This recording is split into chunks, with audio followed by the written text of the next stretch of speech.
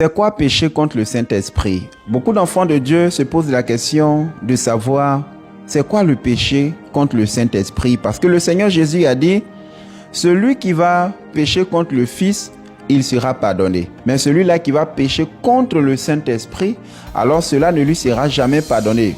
Même pas dans ce siècle, ni dans le siècle à venir.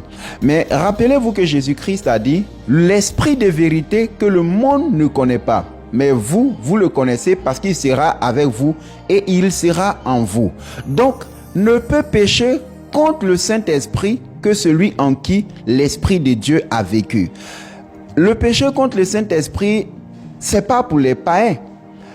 Le péché contre le Saint-Esprit, c'est pour celui qui a reçu la connaissance de la vérité, qui a été éclairé, qui a goûté au don céleste, à qui Dieu a donné la compréhension de sa volonté et qui pêche volontairement contre le Seigneur. La Bible dit, si après avoir reçu la connaissance de la vérité, nous péchons volontairement, il n'y a plus de sacrifice pour les péchés, mais l'attente terrible du jugement et l'ardeur d'un feu qui dévorera les rebelles. Dans la parole de Dieu, il y a des personnes qui ont péché contre l'Esprit.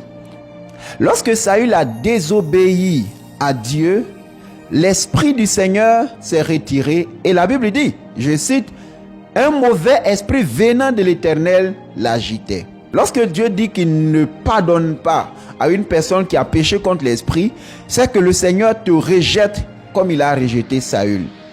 C'est que à partir du moment où Dieu t'a rejeté, alors il retire son esprit de toi et un esprit d'égarement, un esprit mauvais vient endurcir ton cœur.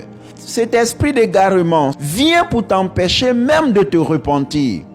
Tu commences à tenir des propos blasphématoires. Tu commences à tenir des propos injurieux, des propos orgueilleux. Quand on t'écoute parler, on sent que tes paroles sont vulgaires. Quand quelqu'un a été rejeté par l'Esprit de Dieu, cette personne devient religieuse. Elle refuse même la repentance et elle se croit être en train de servir le Seigneur. Quand Dieu dit qu'il va te rejeter et qu'il ne va pas te pardonner, c'est qu'il a dit dans sa parole, parce que vous n'avez pas aimé la vérité, je vous envoie moi-même une puissance d'égarement pour que vous vous plaisiez dans le mensonge. C'est une puissance d'égarement qui vient pour aveugler tes yeux afin que tu ne reviennes pas à la vérité. Donc quand quelqu'un a péché contre l'Esprit de Dieu, alors la personne en fait va commencer à se plaire dans le faux. Il devient endurci, il devient orgueilleux et il commence maintenant à blasphémer, à tenir des propos qu'un véritable enfant de Dieu ne tient pas. Aujourd'hui, malheureusement, autour de nous, il y a beaucoup de prophètes, de prédicateurs que l'Esprit de Dieu a déjà rejetés. Leur cœur est endurci, ils refusent de venir à la repentance parce qu'ils se disent qu'ils connaissent déjà, qu'ils savent déjà, qu'ils sont sur le chemin. Ils ont péché contre l'Esprit, ils ont été rejetés. Pécher contre l'Esprit, ce n'est pas quelque chose que tu t'en rends compte. Parce que la plupart des gens que Dieu a déjà rejetés pensent qu'ils sont en train de servir le Seigneur.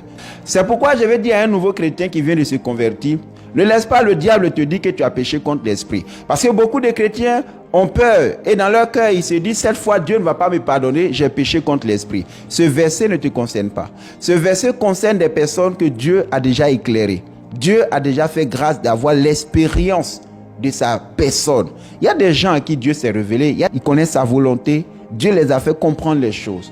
Et volontairement, ils ont décidé de renier ce Dieu-là.